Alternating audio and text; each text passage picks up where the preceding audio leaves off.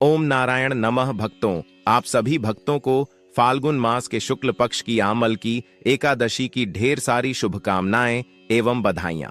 नमस्कार भक्तों, स्वागत है आपका एक और नई वीडियो के साथ पर। भक्तों, आज के वीडियो बहुत ही खास और ज्ञानवर्धक साबित होने वाली है उन सभी माताएं बहनों के लिए जो प्रत्येक एकादशी का व्रत रखती हैं। तो आज के इस वीडियो में हम बात करेंगे आमल की एकादशी के विषय में। फरवरी महीने में फाल्गुन मास के कृष्ण पक्ष की एकादशी कब है? भक्ति बड़े ही कंफ्यूजन की स्थिति में है। कोई 26 फरवरी बता रहा है तो कोई 27 फरवरी बता रहा है। तो आज हम आपकी इसी कंफ्यूजन को इस वीडियो के माध्यम से दूर करने वाले हैं। इसी के साथ जानेंगे कि आमल की एकादशी व्रत को कैसे करना चाहिए, इस तिथि की महिमा क्या है, क्या भगवान श्री कृष्ण इसके विषय में कहते हैं, साथ ही आंवले वृक्ष की पूजा कैसे करना है, किस विधि से करना है, व्रत कैसे रखना है, क्या नियम है, क्या विधान है, और इसी के साथ जानेंगे कि इस व्रत को पूर्ण कैसे करना चाहिए, अर्थात पारण कैसे करना चाहिए, इस व्रत के क्या नियम है, पूजन कैसे करना है, कब इसको पूर्ण करना चाहिए, और दशमी तिथि अर्थात व्रत के एक दिन पूर्व के नियम जो हैं वह कब से आरंभ होंगे और क्या नियम होंगे, इस दिन क्या खाना चाहिए, क्या नहीं करना चाहिए, वह कौन से कर्म है जो इस दिन भूल के भी नहीं किए जाने चाहिए, अन्यथा पाप उत्पन्न होता है। इस प्रकार से संपूर्ण जानकारी आने वाली फाल्गुन मास की आमल की एकादशी के विषय में संपूर्ण जानकारी ज्योतिष शास्त्र और पंचांग के आधार पर आपको प्रदान की जाएगी। भक्तों, आपसे निवेदन है कि वीडियो यदि थोड़ा सा भी उपयोगी लगे तो कृपया एक बार लाइक अवश्य कर दीजिएगा, और जो कोई भक्ति चैनल पर पहली बार आए हैं तो चैनल को सब्सक्राइब जरूर कीजिएगा, ताकि आने वाली नई वीडियो के नोटिफिकेशन आपको आसानी से प्राप्त होते रहे। परमात्मा वासुदेव की कृपा प्राप्त करने के लिए अपने व्रत की सफलता के लिए कमेंट बॉक्स में अवश्य लिखिएगा, जय श्री हरि या ओम नमो भगवते वासुदेवाय। भक्तों, हम यहाँ आपको जो भी जानकारी देते हैं वह पंचांग और ज्योतिष शास्त्र पर आधारित होती है। जो हिंदू कैलेंडर है उसी के अनुसार शुभ मुहूर्त, सही डेट टाइम पंचांग के आधार पर प्रदान की जाती है। कौन सी तिथि कब है, व्रत आदि कब करना है, क्या विधि है, क्या नियम है और क्या गलती नहीं करनी। यदि आप सभी व्रत और त्योहारों की सही शास्त्रीय और ज्योतिष शास्त्र से संबंधित संपूर्ण जानकारी पाते रहना चाहते हैं तो कृपया चैनल को सब्सक्राइब कीजिए और बेल आइकॉन को प्रेस कीजिए। जब आप सब्सक्राइब का बटन दबाएंगे तो वहां एक घंटी का निशान बना हुआ आएगा, उसको अवश्य दबाइएगा, तभी आपको हमारे सारे वीडियो प्राप्त होंगे, अन्यथा जानकारी छूट जाएगी। तो चलिए भक्तों, आपका ज्यादा समय बर्बाद न करते हुए संपूर्ण जानकारी आरंभ करते हैं। बात करते हैं आने वाली एकादशी की। भक्तों, फाल्गुन मास के शुक्ल पक्ष की पावन आमल की एकादशी को अत्यंत पुण्यदायी और मोक्ष प्रदान करने वाली एकादशी माना गया है।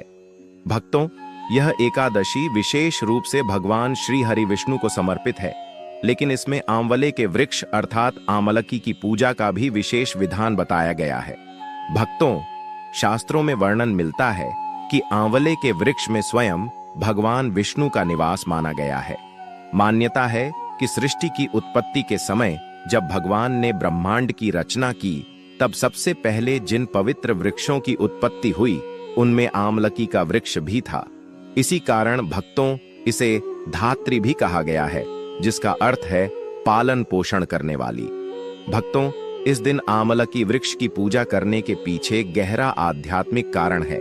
ऐसा माना जाता है कि आंवले के वृक्ष में त्रिदेव ब्रह्मा, विष्णु और महेश का वास होता है तथा इसके मूल में भगवान विष्णु, तने में ब्रह्मा और शाखाओं में भगवान शिव का निवास बताया गया है। भक्तों, जब हम इस वृक्ष की पूजा करते हैं तो वह केवल एक पेड़ की पूजा नहीं होती, बल्कि सृष्टि के पालनहार श्री हरि की आराधना होती है। इस दिन वृक्ष के नीचे दीपक जलाना, जल अर्पित करना, रोली अक्षत चढ़ाना और भगवान विष्णु के मंत्रों का जप करना अत्यंत शुभ माना गया है। भक्तों, पुराणों में वर्णन है कि जो व्यक्ति इस दिन व्रत रखकर सच्चे मन से भगवान विष्णु का स्मरण करता है और आमल की वृक्ष की पूजा करता है, उसके समस्त पाप नष्ट हो जाते हैं और उसे अक्षय पुण्य की प्राप्ति होती है। यह एकादशी विशेष रूप से आरोग्य, समृद्धि और दीर्घायु प्रदान करने वाली मानी गई है। भक्तों, आंवला स्वयं में औषधीय गुणों से भरपूर है, इसलिए धार्मिक दृष्टि के साथ साथ स्वास्थ्य की दृष्टि से भी यह अत्यंत लाभकारी है। हमारे आर्षि मुनियों ने प्रकृति और आध्यात्म को जोड़ते हुए इस व्रत की परंपरा स्थापित की, ताकि भक्तों का शरीर और आत्मा दोनों शुद्ध रहे। भक्तों, आमल की एकादशी हमें यह संदेश देती है कि भक्ति केवल मंदिर तक सीमित नहीं है, बल्कि प्रकृति की सेवा और संरक्षण भी ईश्वर की पूजा है। जो भक्त इस दिन व्रत, कथा श्रवण, विष्णु सहस्र नाम का पाठ और आमल की वृक्ष की श्रद्धा पूर्वक पूजा करते हैं, उनके जीवन में सुख, शांति, धन धान्य और आध्यात्मिक उन्नति का मार्ग प्रशस्त होता है।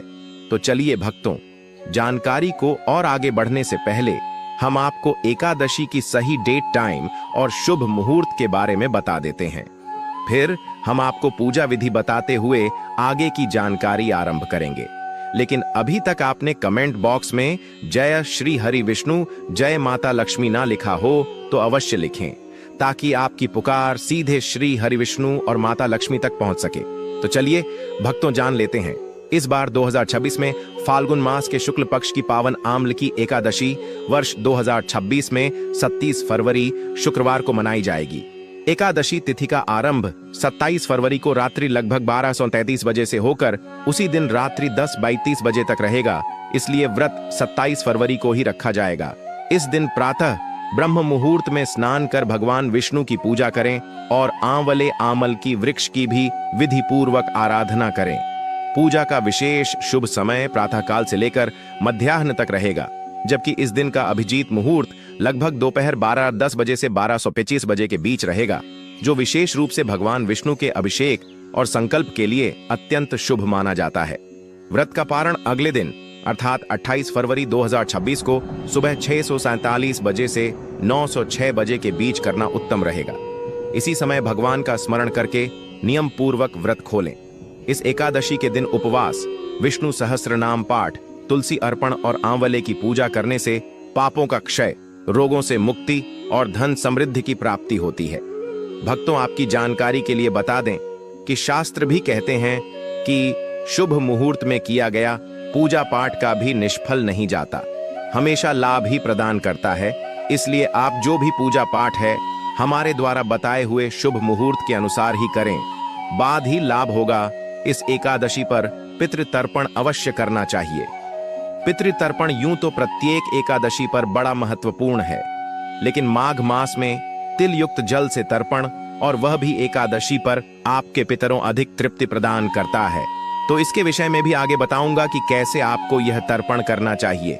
चलिए भक्तों, अब जान लेते हैं इस एकादशी की पूजा विधि के बारे में। कुछ भक्तों के हमेशा ही प्रश्न आते हैं कि यह व्रत जब इतना अधिक फलदायी है तो व्रत करना कैसे चाहिए, व्रत की विधि क्या है और नियम क्या है और किस प्रकार से इसका पालन करना चाहिए। भक्तों, शास्त्र कहते हैं कि इस एकादशी के एक दिन पूर्व आपको अपने व्रत के नियमों को धारण कर लेना चाहिए, जो कि दशमी तिथि के नियम कहे गए हैं। इन नियमों के अनुसार मनुष्य को दशमी तिथि को ही व्रत के एक दिन पूर्व ही मांस मदिरा का सेवन बंद कर देना चाहिए। बहुत से ऐसे लोग होते हैं जो एकादशी का व्रत करते हैं, परंतु अपने जीवन में मांस मदिरा का सेवन भी करते हैं। तो ऐसे लोगों को एक दिन पूर्व ही इसका त्याग करना चाहिए। ऐसा नहीं कि आज खाएं और कल छोड़ें। व्रत के एक दिन पूर्व लहसुन, प्याज आदि का प्रयोग विवर्जित कहा गया है। कहते हैं कि जो मनुष्य एकादशी का व्रत कर रहा है उसे ब्रह्मचर्य धारण कर लेना चाहिए, क्योंकि एकादशी के दिन बाल धोना मना होता है। एकादशी के दिन बाल नहीं धोए जाते, क्योंकि शास्त्रों में साफ साफ लिखा हुआ है कि एकादशी पर बाल नहीं धोने चाहिए। क्यों नहीं धोने चाहिए, इसका भी वर्णन किया था। एकादशी और द्वादशी दोनों ही तिथियां महिलाओं के बाल के लिए वर्जित कही गई हैं। इसीलिए दशमी तिथि को बाल धो के आपने ब्रह्मचर्य धारण कर लेना चाहिए। ब्रह्मचर्य जो है एक अनिवार्य नियम है। एकादशी के व्रत इसका पालन करना ही चाहिए। दशमी तिथि को ब्रह्मचर्य धारण करेंगे और पारण तक आपको ब्रह्मचर्य का पालन करना है। तन की शुद्धि का पालन करना है और मन की शुद्धि का पालन करना है। दशमी तिथि से ही शहद का प्रयोग वर्जित कहा गया है। तो आप यदि एकादशी के व्रत पंचामृत जब बनाएं तो उसमें शहद का प्रयोग नहीं करेंगे, द्वादशी को भी नहीं करेंगे। एकादशी में चावल आदि नहीं खाए जाते हैं, यह तो सब आप जानते हैं, बताने की बात नहीं। एक दिन पूर्व ही मसूर की दाल का प्रयोग भी वर्जित कहा गया है। लाल मसूर की जो दाल होती है ना, उसे दशमी तिथि को ही त्याग देना चाहिए। इस प्रकार से इन त्याग को करते हुए आपको दशमी तिथि का पालन करना है। दशमी तिथि को एक वक्त का आहार कहा गया है। यदि आपके लिए यह नियम पालन करना संभव है, अवश्य करना चाहिए। केवल दिन में दिवसकालीन समय में ही आपको अन्न ग्रहण करना चाहिए। रात्रिकालीन बेला में अन्न ग्रहण नहीं करना चाहिए। लेकिन आज के समय बहुत सारी दवाइयां चल रही होती हैं, बहुत सारी शारीरिक परेशानियां हैं, तो जिनसे यह नियम पालन ना हो, वह ऐसा नहीं कि अपने स्वास्थ्य के साथ कुछ परेशानी हो जाए। इसीलिए जिसके लिए संभव हो वह इन नियमों का पालन करे। रात्रि को सोने से पहले अच्छे से दंत धावन करना चाहिए, जिससे कि मुंह में किसी भी प्रकार का अन्न का दान ना रहे। और एकादशी के व्रत वाले दिन आपको सुबह सूर्योदय से पहले उठ जाना चाहिए। फाल्गुन शुक्ल एकादशी पर गंगा स्नान का बड़ा फल है, यमुना स्नान का बड़ा फल है, त्रिवेणी स्नान का बड़ा फल है। जो लोग बाहर ना जा पाए वह घर पर ही गंगा के जल से स्नान करें। जो आपका स्नान करने का पात्र है, बाल्टी या टप, जिसमें भी आप जल भरते हैं, उसमें पहले थोड़ा गंगा जल डालिए, फिर आप शुद्ध जल भरिए और उससे आप स्नान अगर संभव हो तो काले तिल उसमें डाल लीजिएगा। ये जो स्नान है ये बड़ा कल्याणकारी रहेगा। इस दिन आपको इस प्रकार से स्नान करना चाहिए। स्नान जो है वह सूर्योदय से पहले या सूर्योदय के समय तक हो जाए, वह उत्तम रहेगा। इसके दो लाभ है। एक तो यह फाल्गुन मास की एकादशी है, तो इससे माघ मास के स्नान का फल भी प्राप्त होगा। माघ मास मातम में भी परसों के अध्याय में ही वर्णन आया था। अगर आपने सुना हो तो यदि मनुष्य 3 दिन, ब्रह्मदेव ने कहा है, मनुष्य 3 दिन फाल्गुन स्नान कर लेता है तो उसे भी अपने पापों से मुक्ति मिल जाती है। तो आप माघ मास के 3 दिन और 5 दिन में भी फाल्गुन स्नान का फल प्राप्त कर सकते हैं, पुण्य प्राप्त कर सकते हैं। ऐसे अवसरों को हाथ से नहीं जाने देना चाहिए। इसीलिए प्रयास कीजिएगा कि इस दिन आप सूर्योदय से पहले या अंतिम समय जब सूर्योदय हो रहा हो उस समय स्नान कर लीजिए। स्नान आदि करके स्वच्छ वस्त्र धारण कीजिए। स्वच्छ वस्त्र धारण करके आपकी की जो कथा आदि है उसको सुनिए। अगर मैं आधी सुनते हैं तो उसको सुनिए। फिर आप पहले एकादशी का पूजन कर सकते हैं, भगवान नारायण का। फिर आप एक साथ बैठकर महत्व में और एकादशी कथा आदि सुनिएगा। तो एकादशी वाले दिन आपको सूर्योदय से पहले उठकर स्नान आदि करना है। स्वच्छ वस्त्र धारण कीजिए। और जो उपयुक्त स्थान है, इस एकादशी में आंवले वृक्ष की भी पूजा की जाती है और कुछ जगह अवल के वृक्ष के नीचे ही बैठकर पूजा की जाती है। अगर अवल के पेड़ उपस्थित ना हो तो आप एकादशी के पहले ही दिन एक अमले की डाली घर तोड़ कर लेकर आए और गमले में लगाकर पूजन कर सकते हैं।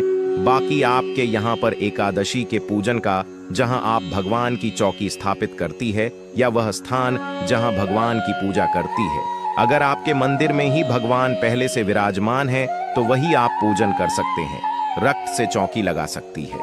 मैं सामान्य सामग्री आपको बता देता हूँ। क्या सामग्री की आवश्यकता होगी? पूजा के लिए आपके पास भगवान नारायण की कोई तस्वीर या प्रतिमा होनी चाहिए, भगवान विष्णु की। इसके अतिरिक्त उन्हें स्थापित करने के लिए एक चौकी होनी चाहिए। उस पर बिछाने के लिए पीला या लाल वस्त्र होना चाहिए। पूजा में अर्पित करने के लिए रोली मोली पान के 2 पत्ते आएंगे। एक आज के लिए, एक पारण वाले दिन के लिए सुपारी 2 आएंगी। लौंग इलायची कम से कम 5 अब साथ आएंगी। धूप और दीप दिया 2 दिन जलेगा। आप चाहे तो एकादशी के दिन ही अखंड ज्योत जला सकते हैं, जो आज से एकादशी व्रत वाले दिन सुबह जब पूजन करेंगे तब आरंभ होगी, जलाई जाएगी और यह अगले दिन पारण तक जलानी है। या आप आज दिया जलाइए पूजा के समय और उसके बाद कल फिर से दिया जलाइए। जैसी आपके सामर्थ्य और श्रद्धा हो वैसे आप कर सकते हैं। धूप दीप न वैद्य नैवेद्य के रूप में इस एकादशी पर भी तिल युक्त कोई मिठाई है तो उसका भोग लगाना उत्तम रहेगा। अन्यथा आप टतु फल ला सकते हैं। अमरूद का समय है। अगर आप अमरूद अर्पित करते हैं भगवान को तो कल्याणकारी है। अगर यह ना हो तो आप मिश्री अर्पित कीजिएगा। जिन क्षेत्रों में बताशे प्रयोग होते हो वहां बताशे प्रयोग कर सकते हैं। भगवान को अर्पित करने के लिए जनेऊ की आवश्यकता होगी। 2 जनेऊ चाहिएगी, एक व्रत वाले दिन और एक पारण वाले दिन के लिए, और इत्र ले लीजिएगा। इस सामग्री की आवश्यक रहेगी पूजा के लिए। इनमें से जो सामान घर पर है वह ठीक है, जो नहीं है वह आप मार्केट से ले लीजिएगा। एक तांबे का लोटा या पीतल का लोटा आपके पास होना चाहिए। वह जो आप प्रतिदिन पूजन में यूज करते होंगे वह भी प्रयोग कर सकते हैं। यह सारी सामग्री है जिसकी आपको आवश्यकता होगी, और उसके बाद आप भगवान का पूजन करेंगे। संकल्प करते हुए संकल्प करना अनिवार्य है। बिना संकल्प के व्रत और पूजन उचित नहीं होता। तो संकल्प अवश्य कीजिएगा, फिर पूजन कीजिएगा। पूजन कीजिएगा, पूजन करके कथा श्रवण कीजिएगा। कथा के साथ विष्णु सहस्त्र नाम का श्रवण आप अवश्य कीजिएगा। विष्णु सहस्त्र नाम और कथा दोनों एक साथ, और फिर आरती कीजिएगा। यदि हमारे चैनल पर नए हैं तो सब्सक्राइब करिए। तो इस प्रकार से आप यह कथा सुन के और विष्णु सहस्त्र नाम सुनकर आरती कीजिए। इसके बाद आपने पितरों को जल अवश्य देना है, पितृ तर्पण अवश्य करना है। पितृ तर्पण की बड़ी ही सरल विधि मैंने पहले बहुत बार बताई है। अभी संक्षिप्त में ही बताऊंगा कि आप गीता 7वां अध्याय को सुनते हुए पितृ तर्पण कीजिएगा। पितृ तर्पण एक ऐसी चीज है जिसको जितना किया जाए उतना कल्याणकारी होता है। प्रिय दर्शकों, आपके जीवन को अगर आपने सुगम्य बनाना है, सरल बनाना है, तो आपको निश्चित ही समय समय पर अपने पितरों की पूजा करनी चाहिए। पितृ तर्पण, जल तर्पण आदि करते रहना चाहिए। अगर आप यह करते रहेंगे तो निश्चित आपके जीवन में परेशानियां नहीं आएंगी। एकादशी पर आपने जल तर्पण करने के लिए लेना है तांबे का या पीतल का। उसमें पहले थोड़ा गंगा जल भरिए, फिर शुद्ध जल भरिए। थोड़े से काले तिल उसमें डालिएगा, मिल जाए तो डाल लीजिएगा। सफेद पुष्प डाल लीजिएगा। उस लोटे को लीजिए, एक आसान लगाइए, दक्षिण दिशा की ओर मुख करके बैठ जाइए। लोटे को रखिए सामने, और फिर गीता के 7वां अध्याय का श्रवण कीजिए। गीता का 7वां अध्याय सुनिए। सुनने के बाद उसका जो पुण्य है वह अपने पितरों को अर्पित कीजिए। दोनों हाथों में लोटे को उठा लीजिएगा। भगवान नारायण का ध्यान करते हुए संकल्प कीजिए कि प्रभु, मैंने जो गीता का 7वां अध्याय सुना है, इससे जो भी पुण्य होता है वह संपूर्ण पुण्य मैं अपने पितरों को अर्पित करता हूँ। यह उन्हें प्राप्त हो और इससे वह तृप्त हो। यह पुण्य आप अपने सभी पितरों को अर्पित करें। या आपको लगता है कोई ऐसा विशेष पित्र जिसकी मुक्ति की संभावना कम लगती हो, कि या तो उनके कर्म कुछ ऐसे रहे हो या उनकी मृत्यु ऐसे हालात में हुई हो जहां मुक्ति ना मिलती हो, तो आप उनको विशेष रूप से इसका पुण्य अर्पित कीजिए। या आप सर्वे पितृ बोल सकते हैं, क्योंकि कई बार ऐसा होता है कि आपके जो अपने पितृ होते हैं, जिनको आप जानते हैं, उनके अलावा भी कुछ पितृ होते हैं जो आपसे मुक्ति और तृप्त की कामना रखते हैं। तो आप जब सर्वे पितृ बोलेंगे, कहेंगे कि जो मुझसे इस जल की कामना रखते हैं उन सबको मैं पुण्य फल और जल अर्पित करता हूं। तो इस प्रकार से संकल्प कीजिए कि यह पुण्य उन्हें प्राप्त हो। फिर जो लोटे में जल है ना, इससे तर्पण कीजिए।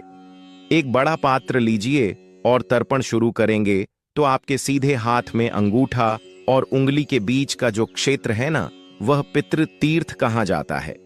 वहां से आप जल गिराते हुए, जल छोड़ते हुए तर्पण कीजिएगा। उल्टे हाथ में लोटा पकड़िए। वहां से उस क्षेत्र से जल आप दूसरे पात्र में अर्पित कीजिए। दक्षिण की ओर धार जानी चाहिए। दक्षिण की ओर आपका मुख होना चाहिए और मंत्र बोलेंगे, ओम सर्व पितृ देवताभ्यो नमः स्वाहा। इस मंत्र के साथ या सभी पितरों का ध्यान करते जाइएगा। उनका नाम या जो आपका संबंध उनके साथ है वह स्मरण करते हुए उन्हें यह जल तर्पण कीजिए कि हे मेरे पितरों, इस जल तर्पण को स्वीकार करो, ग्रहण करो, ग्रहण करो, ग्रहण करो। यह तर्पण आपने अवश्य करना है एकादशी पर। तदोपरांत यह जल आप पीपल पर दे दीजिएगा। यदि रविवार का हो तो फिर आप किसी अन्य वृक्ष में भी दे सकते। भक्तों, आमल की एकादशी के पावन दिन आंवले, आमल की के वृक्ष की पूजा अत्यंत श्रद्धा और विधि पूर्वक की जाती है, क्योंकि शास्त्रों में इसे भगवान विष्णु का स्वरूप माना गया है। इस दिन प्रातः स्नान करके शुद्ध वस्त्र धारण करें, फिर आंवले के वृक्ष के पास जाकर जल, गंगा जल या शुद्ध जल अर्पित करें। रोली, अक्षत और हल्दी चढ़ाएं, पुष्प अर्पित करें, तथा वृक्ष के समीप घी का दीपक जलाए। भक्तों, इसके बाद एयूएम नमो भगवते वासुदेवाय मंत्र का जप करें और भगवान श्री हरि से अपने परिवार की सुख शांति, आरोग्य और समृद्धि की प्रार्थना करें। श्रद्धा से वृक्ष की कम से कम 3 या 7 परिक्रमा करें और यदि संभव हो तो वहीं बैठकर विष्णु कथा या विष्णु सहस्त्र नाम का पाठ करें। भक्तों, यह पूजा केवल एक वृक्ष की पूजा नहीं, बल्कि प्रकृति में विराजमान श्री हरि की आराधना है, जो जीवन में पुण्य, स्वास्थ्य और आध्यात्मिक उन्नति प्रदान करती है। ये इसके बाद आप नियमानुसार दिन को व्यतीत कीजिए। शांतचित रहिए, किसी के प्रति वैर भाव नहीं, किसी का हित नहीं करना, किसी का बुरा नहीं करना, किसी को अपशब्दों का प्रयोग नहीं करना। सायंकाल को कीर्तन करना चाहिए। कीर्तन के लिए आप आसपास अगर कीर्तन होता है तो वहां जाइए। जो आपको कीर्तन का फल प्रदान करते हैं, तो आप उस वीडियो का लाभ लीजिए, उसको सुनिएगा और उसके बाद आप फल आहार कर सकते हैं। फलाहार आहार के रूप में केवल फल ही आपको खाने चाहिए। एकादशी के व्रत में यूं तो आजकल लोग कुटू, श्रावक, सिंघाड़ा सब कुछ खा लेते हैं, उससे व्रत खंडित तो नहीं होता। भक्तों, एकादशी व्रत का पारण द्वादशी तिथि में नियम पूर्वक और सात्विक भाव से करना चाहिए। पारण के समय सबसे पहले भगवान विष्णु को जल अर्पित कर तुलसी दल चढ़ाए, फिर स्वयं तुलसी युक्त जल ग्रहण करके व्रत खोलें। पारण में साधारण और सात्विक भोजन लेना चाहिए, जैसे खिचड़ी, मूंग दाल, चावल, रोटी, सब्जी या हल्का सात्विक भोजन। भक्तों, पारण के दिन लहसुन, प्याज, मांसाहार, शराब, तामसिक और अत्यधिक मसालेदार भोजन नहीं करना चाहिए। पहले मीठा या फल ग्रहण कर सकते हैं, उसके बाद हल्का भोजन लें। ध्यान रखें कि पारण समय के भीतर ही व्रत खोलें और क्रोध, असत्य तथा अपवित्र आचरण से भी बचें, क्योंकि भक्तों, केवल भोजन से ही नहीं बल्कि शुद्ध आचरण से ही एकादशी व्रत पूर्ण फल देता है। इसीलिए भक्तों, हम आपसे यही कहते हैं कि यदि आप इनको खाने से बचें तो उत्तम रहेगा। आप केवल फल और दूध के साथ ही इस व्रत को करें, वह सर्वोत्तम है। शास्त्र कहते हैं कि एकादशी के व्रत में आप आहार लेते हैं, वैसा ही पुण्य आपको प्राप्त होता है, और जितनी बार आहार लेते हैं उसी के अनुसार पुण्य घटता जाता है। लोग क्या करते हैं, सुबह पूजा कर ली, फिर फल खा लेंगे, फिर दिन में जूस पी लेंगे, फिर सायं को फिर से कुटुश्रावक श्रृंगारे से बनाकर कुछ खा लेंगे। यह व्रत नहीं। व्रत में केवल एक ही वक्त अगर फल आहार लेना तो एक ही वक्त फल खाइए और दूध ले लीजिए, इससे अधिक कुछ नहीं। निर्जला करना चाहते हैं, निर्जला कर सकते हैं। यह व्रत सजला और निर्जला दोनों ही प्रकार से किया जाता है। रात्रि को जागरण अवश्य करना है। जागरण की बड़ी महिमा है, और जागरण का मतलब यह नहीं कि आप टीवी देखते हुए जागरण कर, आप भगवान के स्रोत और पाठ करते हुए या सुनते हुए जागरण कीजिए। तो जो अभी आपको बताया उसमें वह सभी स्रोत और पाठ होते हैं जिनको सुनते हुए आप रात्रि जागरण का फल प्राप्त कर सकते हैं। तो इस वीडियो का लाभ अवश्य लीजिएगा। रात्रि जागरण कम से कम 2 बजे तक कीजिए, कल्याणकारी होता है। और अगले दिन पारण के लिए सूर्योदय से पहले उठ आपके लिए उनकी प्राप्ति सरकार कर चलाया है, उसको लेकर बाहर कार्य कर देते हैं और बाहर कर देते हैं। जाइए, उठने के बाद स्नान आदि करके स्वच्छ वस्त्र धारण कीजिए, विधि विधान से पूजन कीजिए। पारण की पूजा बड़ी महत्वपूर्ण है, और अभी बता दूं, पारण सबसे महत्वपूर्ण चीज है। वह व्रत जितने मर्जी अच्छे तरीके से कर लीजिए। यदि आपने पारण सही प्रकार से नहीं किया तो सारा क्षीण हो जाता है, और पारण इसलिए आवश्यक है क्योंकि शास्त्र कहते हैं कि यदि आपने विधान से पारण नहीं किया व्रत का, तो आपको केवल 30% पुण्य ही प्राप्त होता है, चाहे आप जितना मर्जी अच्छा व्रत क्यों ना करें। इसीलिए पारण जरूरी है। पारण के 3 नियम होते हैं कि पारण व्रत के अगले दिन अगर द्वादशी है तो द्वादशी में, लेकिन द्वादशी के पहले सा घंटे निकल जाने के बाद, क्योंकि द्वादशी के पहले सा घंटे व्रत के लिए बने हैं। वह हरिवासन श्र का समय होता है। कई बार हरिवासर अगर दिन में आता है तो आपको पारण का देखना होता है। हरिवासर का समय निकल जाने के बाद और सूर्योदय के बाद ही पारण किया जाता है। यह मूल सिद्धांत है। पारण के इन नियमों का सदा पालन करना चाहिए। उसके बाद शुभ मुहूर्त और बाकी चीजें आपके हैं, क्योंकि भक्तों, शास्त्री भी कहते हैं कि शुभ मुहूर्त में किया हुआ पूजा पाठ कभी निष्फल नहीं जाता। हमेशा लाभ ही प्रदान करता है। या भक्तों, वीडियो अच्छी लगी हो तो वीडियो को लाइक करके चैनल को सब्सक्राइब करना ना भूलिएगा, ताकि आने वाली नई वीडियो का नोटिफिकेशन आपको आसानी से प्राप्त होते रहे। वीडियो के अंत तक बने रहने के लिए आप सभी का धन्यवाद।